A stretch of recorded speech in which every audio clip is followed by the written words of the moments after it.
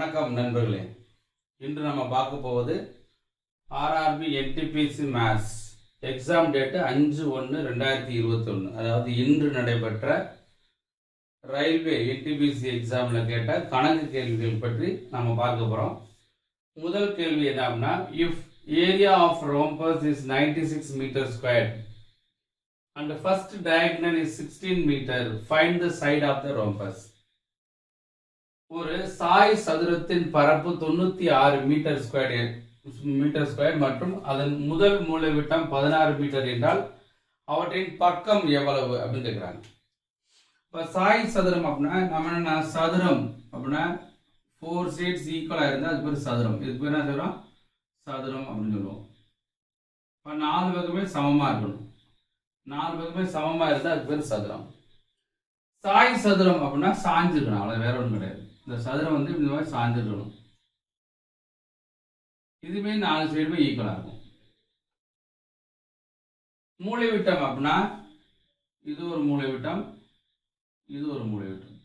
அப்போ இது வந்து D1 அப்படி வச்சுக்கலாம், இதை D2ன்னு வச்சுக்கலாம். D1 D2. அப்போ நமக்கு என்ன தெரியணும் அப்படின்னா, சதுரத்தின் பரப்பு. இப்போ சதுரத்தின் பரப்புனா A² தெரியலாம், இல்லை சாய் சதுரத்தின் பரப்புன்னு இருக்காங்க. அப்போ ஃபார்முலாஸ் கண்டிப்பாக தெரியணும். நான் ஆல்ரெடி சொல்லியிருக்க மாதிரி மென்சுரேஷனுக்கு கண்டிப்பாக ஃபார்முலா தெரிஞ்சுக்கணும். சாய் சதுரத்தின் பரப்பு எவ்வளோ கொடுத்துருக்காங்க? 96 மீட்டர் ஸ்கொயர் கொடுத்தாச்சு. இப்போ டயகனல் கொடுத்ததுனால 1/2 இன்ட்டு D1 இன்ட்டு D2 தான் 96 மீட்டர் ஸ்கொயர். அப்போ ஒரு டயகனல் வேல்யூ கொடுத்தாங்க. ஒரு டயகனல் 16 மீட்டர், ஒரு மூலைவிட்டம். இப்போ 1/2 into 16 metre into D2, other diagonals 96. அப்போ இது ரெண்டு அடுத்த 8 வருமா? இந்த 8 அங்கே கொண்டு போயிருங்க. 96/8. அப்போ D2 எவ்வளவு? 12. அப்போ சாய் சதுரத்தில் வந்து இது ஒரு மூலைவிட்டம், இது ஒரு மூலைவிட்டம். இது வந்து ஃபர்ஸ்ட் மூலைவிட்டம். இந்த இது D1 வச்சுக்கோங்க, இது வந்து D2ன்னு வச்சுக்குவோம். அப்போ இது வந்து 90 டிகிரியில் இருக்கும், இது வந்து 90 டிகிரியில் இருக்கும், இது வந்து 90 டிகிரியில் இருக்கும். அப்போ ஒரு ஃபர்ஸ்ட் மூலைவிட்டம் D1 நம்மகிட்ட என்ன இருக்கு? D1 கொடுத்துட்டாங்க, 16 கொடுத்தாச்சு. D1 முதல் மூலைவிட்டம் 16 கொடுத்துட்டாங்க, 16. அப்போ இதுல இருந்து இது வரைக்கும் 16 மீட்டர்னா அப்ப இது 8 மீட்டர், இது 8 மீட்டர். D2 வந்து 12 கொடுத்துட்டாங்க. அப்போ இது வந்து ஹோல் வந்து 12னா இது 6 மீட்டர், இது 6 மீட்டர். அப்போ இது நம்ம ரைட் ஆங்கிள் ட்ரையாங்கிள் தானே, இது வந்து 90 டிகிரி. அப்போ ரைட் ஆங்கிள் ட்ரையாங்கிள் ஒரு சைடு இது வந்து 90 டிகிரி, இது கொடுக்கல. அப்போ ஒன்று 8 கொடுத்தாச்சு, ஒன்று 6 கொடுத்தாச்சு. நம்ம ட்ரிப்ளெட் தெரிஞ்சுக்கணும், அதாவது பித்தாகரஸ் தியரம். நார்மலாக பித்தாகரஸ் தியரம் என்ன செய்வோம்? இது வந்து ஹைபாட்னியஸ். இப்போ ABCன்னு வச்சுங்களேன். இப்போ AC வேணும் அப்படின்னு சொன்னா பித்தாகரஸ் என்னது? 8² + 6² ரூட். அப்போ ரூட் ஆஃப் 64 + 36 ரூட் ஆஃப் 100 = 10. அப்போ AC எவ்வளவுனா 10ன்னு அர்த்தம். அப்போ என்னது? இந்த 10. அப்போ சாய் சதுரத்தின் பக்கம் எவ்வளவு? ஆன்சர் சாய் சதுரத்தின் பக்கம் எவ்வளவு? = 10 மீட்டர். அப்போ அதோட ஆன்சர் இஸ் 10 மீட்டர். நம்மளுக்கு இந்த பித்தாகரஸ் தியரம் ஒன்று, இந்த பித்தாகரஸ் தியரம் வச்சு நீங்கள் யூஸ் பண்ணி செய்யணும். அப்படி இல்லைன்னா ட்ரிப்ளெட் என்ன சொல்லியிருக்காங்கன்னா, ஒரு சைடு 8 ஆகணும், ஒரு சைடு 8 6, ஒரு சைடு 8னா இன்னொரு சைடு கண்டிப்பாக என்ன இருக்கும்? 10ஆக தான் இருக்கும். இந்த ட்ரிப்ளெட்டில் நம்ம ஆல்ரெடி ஒரு யூடியூப்ல போட்டிருக்கோம், நம்ம சேனலில் யூடியூப்ல போட்டிருக்கோம் ட்ரிப்ளெட்டை பற்றி. அப்போ அந்த பித்தாகரஸ் தியரம் தெரியலைன்னாலும் நம்ம ட்ரிப்ளெட் தெரிஞ்சு ஈஸியாக போட்டு போயிடலாம். புரிஞ்சுதா? அப்போ என்ன கொடுத்துருக்காங்கன்னா, சாய் சதுரத்தின் பரப்பு கொடுத்தாச்சு. சாய் சதுரத்தின் பரப்பு வந்து 1/2 D1 × D2, ஒரு டயகனல் ஒரு மூலைவிட்டம் கொடுத்துட்டாங்க. D1 கொடுத்தாச்சு, D2 கண்டுபிடிச்சிட்டோம் 12. அப்போ இது ஒரு மூலைவிட்டம் 16னால 8, 8 16. இதில் 12னால 12, 6 6 12. அப்போ ரெண்டு சைடு வந்து ஒரு சைடு 6, ஒரு சைடு 8னா கண்டிப்பாக இன்னொரு சைடு என்ன இருக்கும்? ட்ரிப்ளெட் படி 10 தான் இருக்கும். இப்போ சாய் சதுரத்தின் பக்கம் என்னன்னா 10 மீட்டர்னு அர்த்தம். அது கிளியர்? கண்டிப்பாக நீங்க மென்சுரேஷன்ல பொறுத்தவரை ஏரியா, வால்யூம், சர்ஃபேஸ் ஏரியா, இந்த மாதிரி சம்ஸ் வந்து கண்டிப்பாக நீங்கள் ஃபார்முலாஸ் தெரிஞ்சே இருக்கணும். ஃபார்முலா தெரிந்தால் தான் நம்ம இந்த கணக்கு செய்ய முடியும். ஓகேவா? அடுத்து போயிடலாமா? ரைட். ஓகே, நெக்ஸ்ட் கொஸ்டின் என்னன்னாக்கா sin 2 theta equal to 2 sin theta என்றால் தீட்டாவின் மதிப்பு என்ன? Find the value of theta. இது ரெண்டு சமமா இருந்துச்சுன்னா தீட்டாவோட வேல்யூ என்ன இருக்குன்னு கேட்குறாங்க. அப்போ நமக்கு என்ன கொடுக்குறாங்க? given என்ன? sin 2 theta equal to 2 cos theta, sorry 2 sin theta. நம்மளுக்கு sin 2 thetaக்கும் ஃபார்முலாஸ் தெரியணும். sin 2 thetaக்கு என்ன ஃபார்முலா அப்படின்னா sin 2a அப்படின்னா 2 sin a cos a. இது ஃபார்முலாஸ் தெரிஞ்சுக்கணும். sin 2 theta என்னாக்க 2 sin theta cos theta equal to 2 sin theta. The 2 cancel, the sin theta cancel. என்ன இருக்கும்? cos theta equal to 1 இருக்கும். அப்ப cos theta equal to 1 அப்படின்னா theta எப்போ காசோட வேல்யூ 1 வந்து எப்போ இருக்கும் அப்படின்னா since cos 0 degree equal to value 1. cos 0 degree cos 0 value வந்து என்னது? 1. அப்ப தீட்டாவோட வேல்யூ என்ன இருக்குன்னா 0ன்னு அர்த்தம். அப்புறம் ஆன்சர் என்ன அப்படின்னா 0. புரிஞ்சுதா? அப்ப நமக்கு என்ன தெரிஞ்சுக்கணும்? sin 2a 2 sin a cos a ன்னு ஃபார்முலா தெரிஞ்சுக்கணும். cos 0க்கு வேல்யூ வந்து 1ன்னு தெரிஞ்சுக்கணும். அப்போ sin 2 theta equal to 2 sin theta. இதுக்கு formula 2 sin theta cos theta. இது அப்படியே எழுதியாச்சு. 2 கேன்சல், sin theta கேன்சல். இப்போ cos theta equal to 1. எப்போ cos theta equal to 1? cos 0 value தான் 1. அப்போ தீட்டாக்கு வேல்யூ என்னது? 0ன்னு அர்த்தம். அப்போ இதோட ஆன்சர் இஸ் 0. புரிஞ்சுதா? ரொம்ப ட்ரிக்னாமெட்ரி பொறுத்தளவு ரொம்ப 1 or 2 கொஸ்டின்ஸ் கேட்குறாங்க. ரொம்ப ஈஸியான கொஸ்டின்ஸுமே கேட்குறாங்க. நிறைய சம்ஸ் ஈஸியான கொஸ்டின்ஸ் தான். அதனால நல்லா படித்து எக்ஸாமுக்கு போங்க. ஒவ்வொரு கொஸ்டின் இம்பார்ட்டன்ட். ஒரு கொஸ்டின் விட்டாலும் போச்சு. அதனால ஒரு 80க்கு மேலே எழுதுனீங்கன்னா கண்டிப்பாக வாய்ப்பு உண்டு. 80, 85, 90 அந்த ரேஞ்சில் நம்ம படிக்கணும். நம்ம 55, 60, 65 அந்த ரேஞ்சில் படித்தோமாக்கும் வேலை கிடைக்குமா அப்படின்னு சொன்னால் கொஞ்சம் கஷ்டம்தான். உங்கள் ரேஞ்சே என்னென்னா 80 எபோவ் இருந்தால் தான் நம்மளால் ஜெயிக்க முடியும். அதனால் அது மாதிரி உட்காந்து படிக்க ஆரம்பிங்க. ஓகேவா? அடுத்த கொஸ்டின் என்ன அப்படின்னா 0.23 whole square plus 0.22 whole square இதோட மதிப்பு என்னன்னு கேட்குறாங்க. நீங்கள் இது ஈஸியாக தானே இருக்குது அப்படின்னு கூட சில பேர் நினைக்கலாம். ஆனால் இதை பொறுத்தளவு எதுக்காக இது கொடுத்துருக்காங்கன்னா நீங்கள் டெசிமல் எப்படி ரைட்டாக போடுறீங்களா இல்லையான்னு பார்க்கறதுக்காக. அப்போ டெசிமல் எப்படி போடணும் அப்படின்னு சொன்னால் நீங்கள் என்ன 0.23 ஹோல் ஸ்கொயர் அப்படின்னா முதல்ல 23 ஸ்கொயர் என்ன இருக்கும்? என்னது? 529. 23 ஸ்கொயர் என்னது? 529 வரும். ரைட்டா? ரைட். அப்போ இங்க 529 போட்டுருவீங்க. சில பேர் இங்க 2 டிஜிட் தானே இருக்கு. நீங்க 2 சாதம் புள்ளி வச்சுங்க. என்ன செய்வாங்க? 0.23 ஹோல் ஸ்கொயர் அப்படின்னா 529 போட்டுட்டு 2 சாதம் 5.29 போடுறீங்க. இப்படி போட்டீங்கன்னா தப்பாயிடும். இப்படி போடக்கூடாது. அப்ப அது மீனிங் என்ன அப்படின்னா 0.23 ஸ்கொயர் அப்படின்னா மீனிங்னா 0.23 இன்ட்டு 0.23 இருக்கும். அப்போ இங்கே 2 டிஜிட் இங்கே 2 டிஜிட் இருக்கா? அப்போ 4 டிஜிட் எடுத்து நீங்க புள்ளி வைக்கணும். தப்பு விடுவான் பாருங்க. இந்த மாதிரி தப்பு பிடிக்கலாம போச்சு, மார்க் போயிடும். அப்போ இங்கே 2 டிஜிட் இங்கே 2 டிஜிட் புள்ளி இருக்கு. அப்போ மொத்தம் அது 23 பேருக்கு 4 சாதத்து புள்ளி வைக்கணும். அப்போ 1 2 3 4.0 அதே மாதிரி 22 ஸ்கொயர் கண்டிப்பா நம்மளுக்கு தெரியும். 22 ஸ்கொயர் என்னது? 484 தெரிஞ்சுக்கணும். இல்லைன்னா மல்டிப்ளை பண்ணிக்கலாம்.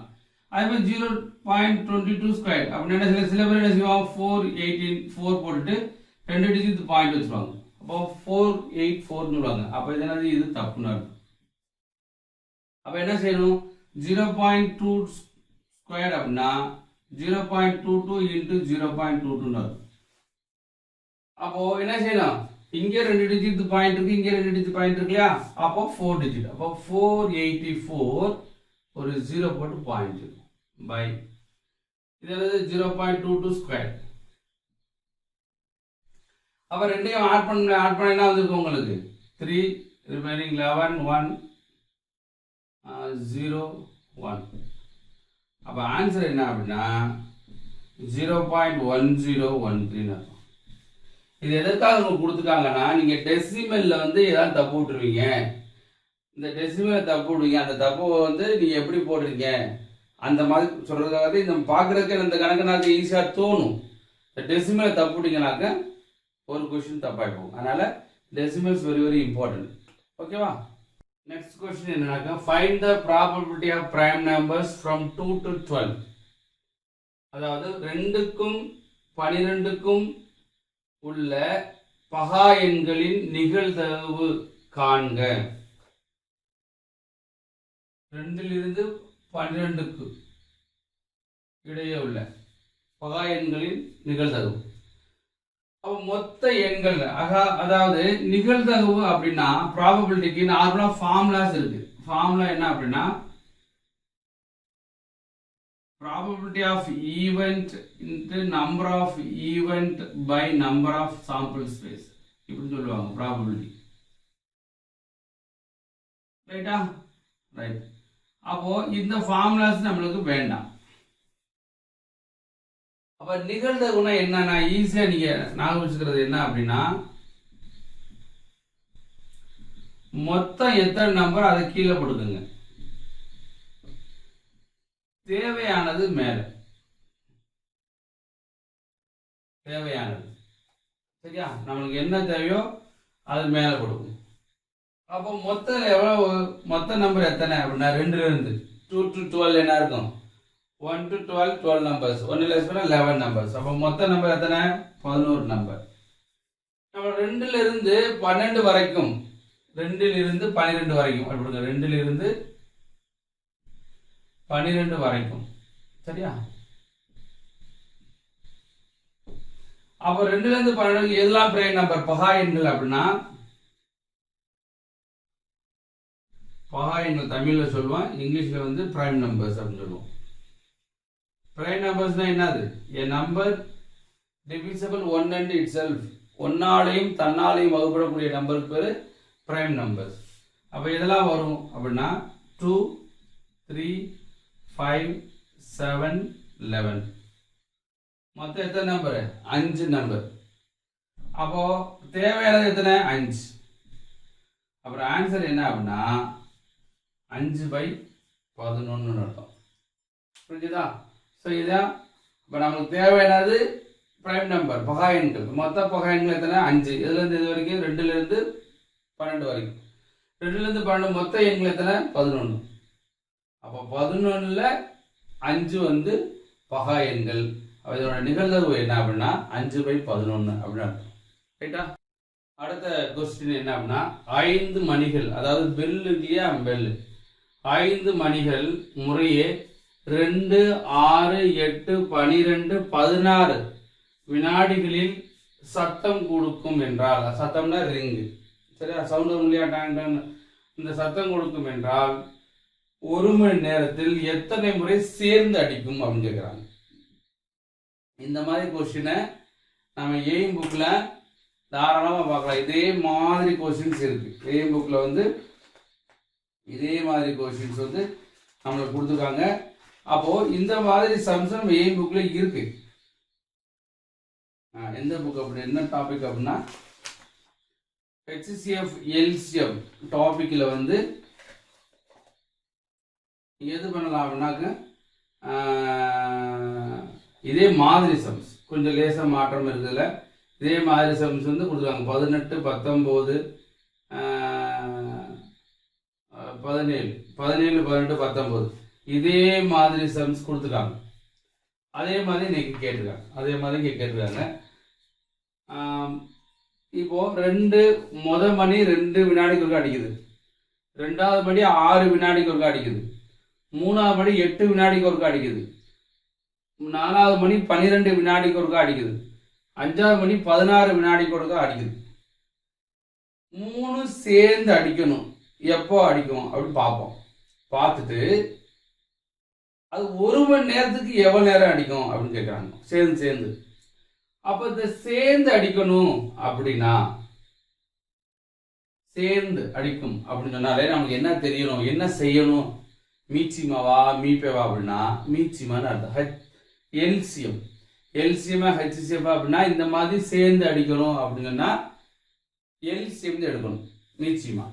அப்போ 2, 6, 8, 12, 16க்கு வந்து நம்ம எல்சிஎம் எடுப்போம். ஒன்று எல் டிவிஷன் மெத்தட்ல பண்ணுவோம். எல் டிவிஷன் மெத்தட் நார்மலா எப்படி பண்ணா 2 ஆல் டிவைட் பண்ணா 1 2 sir 3 2 sir 6 4 2 sir 8 6 2 sir 8 2 sir. Again 2 ஆல பண்ணோம்னா 1 டிவைட் ஆகாது 2 2 sir 3 2 sir 4 2 sir. Again 2 times 2 ஆல டிவைட் பண்ணா 1 2 சார் 3 டிவைட் ஆகாது 1 2 சார் டிவைட் ஆகாது 2 2 சார். இப்போ எல்லாத்தையும் மல்டி பண்ணும். அப்போ எல்சிஎம் என்ன வந்திருக்கும் அப்படின்னா 2 into 2 into 8 8 9 18 8 into 8 8 into 8 வருமா? இங்கே 3 ஆல் டிவைட் பண்ணலாமே. இன்னும் இங்கே 3 ஆல் டிவைட் பண்ணலாம். 3 ஆல் டிவைட் பண்ணால் 1 1 1 1 2. அப்போ 8 16 16 into 3 48.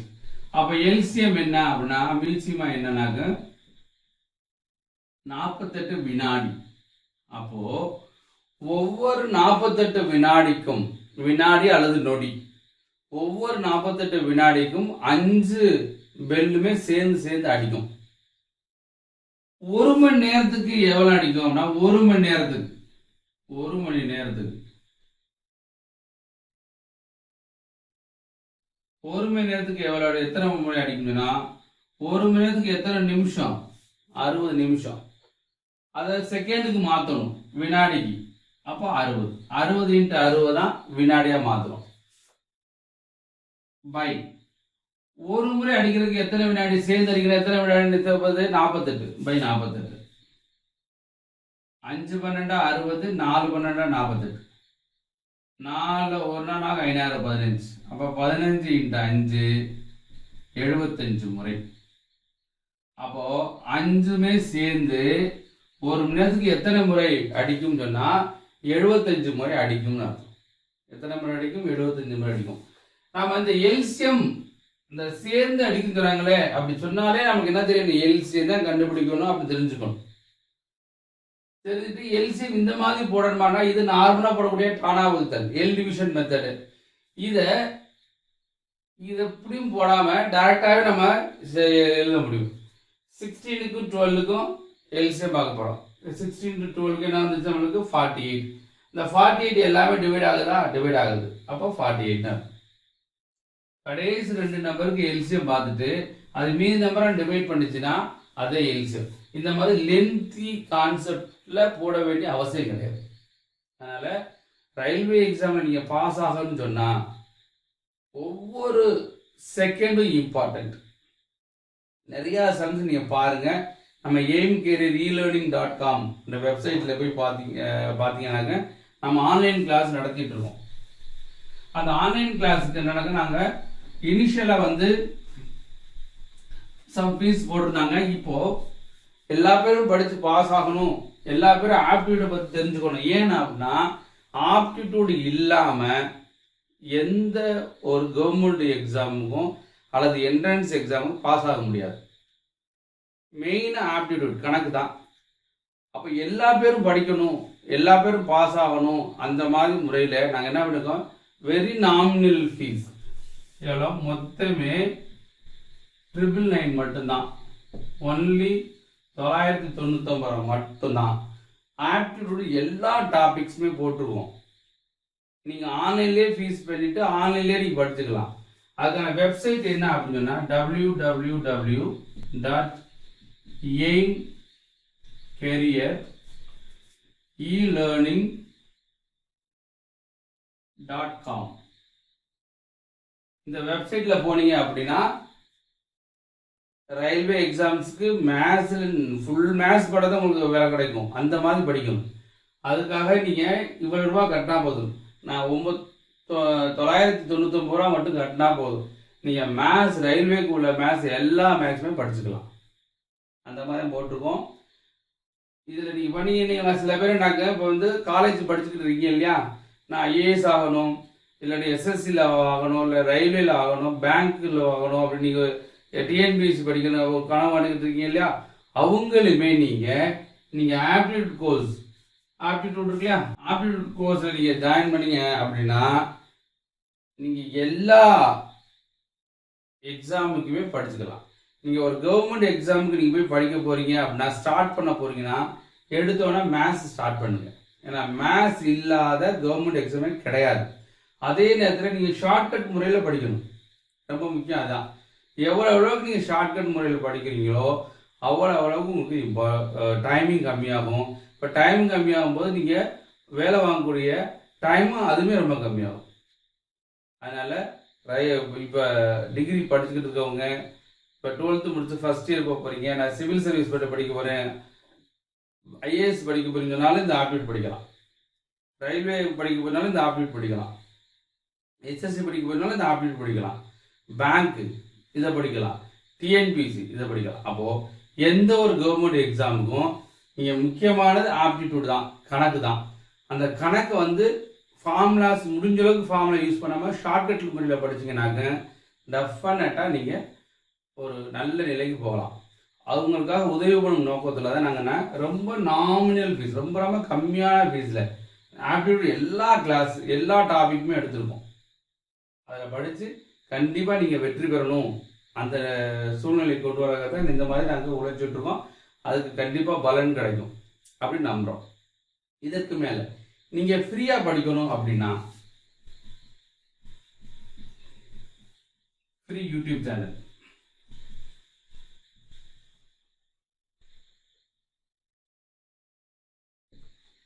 எய்ம் கேரியர் மற்றும் Hema Chitra Study Circle, Chitra Tricks, இந்த 3 யூடியூப்கள் ஃப்ரீ யூடியூப் சேனல் தான். இதில் ஒரு 2000 கிளாஸ் ஃப்ரீயாகவே எடுத்துருக்கோம். 2000 கிளாஸஸ் 2000 கிளாஸ் ஃப்ரீயாக எடுத்துருக்கோம். இதுலேயும் நீங்கள் ஃப்ரீயாக 3 யூடியூப் சேனல்லே போய் சப்ஸ்கிரைப் பண்ணிடுங்க. ஏன்னா சப்ஸ்கிரைப் பண்ணாதான் நாங்கள் டெய்லி வீடியோ போட முடியும். அந்த வீடியோ வரணும் அப்படின்னா கண்டிப்பாக ஃப்ரீ சப்ஸ்கிரிப்ஷன் தான். ஃப்ரீயாக சப்ஸ்கிரைப் பண்ணிக்கோங்க.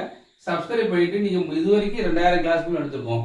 இதை படித்தாலுமே உங்களால் என்ன செய்ய முடியும், ரயில்வே எக்ஸாம், எஸ்எஸ்சி எக்ஸாம், அந்த மாதிரி எக்ஸாம்ஸ் நீங்கள் கண்டிப்பாக என்ன செய்யலாம், ஜெயிக்கலாம், நல்லா படித்து பாஸ் பண்ணலாம். நீங்கள் பேசிக்லேருந்து படிக்கணும், ஸ்டார்டிங்லேருந்து படிக்கணும், எனக்கு ஷார்ட்கட் வேணும் அப்படின்னு நினச்சிங்கன்னாக்க aimcareer.com வெப்சைட் போய் நீங்கள் 999 மட்டும் கட்டினா போதும். மேத்ஸ் கிளாஸ், கணக்கு, ஆப்டிடியூட் கிளாஸு எல்லாமே படிச்சுக்கலாம். எங்களுக்கு தேவை நீங்கள் ஜெயிக்கணும். அதே முழு கோல், அதாவது எய்ம் அப்படின்னு நினச்சிக்கிறோம். ஓகேவா? நன்றி நண்பர்களே, நன்றி, வணக்கம். மறந்துடாமல் நல்லா படித்து ரயில்வே எக்ஸாமில் 80க்கு மேலே மார்க் எடுக்க பாருங்கள். அவரை மார்க் எடுத்தால் தான் நாம் இந்த வேலையை வாங்க முடியும். நன்றி, வணக்கம், வெற்றி பெற வாழ்த்துக்கிறோம். நன்றி.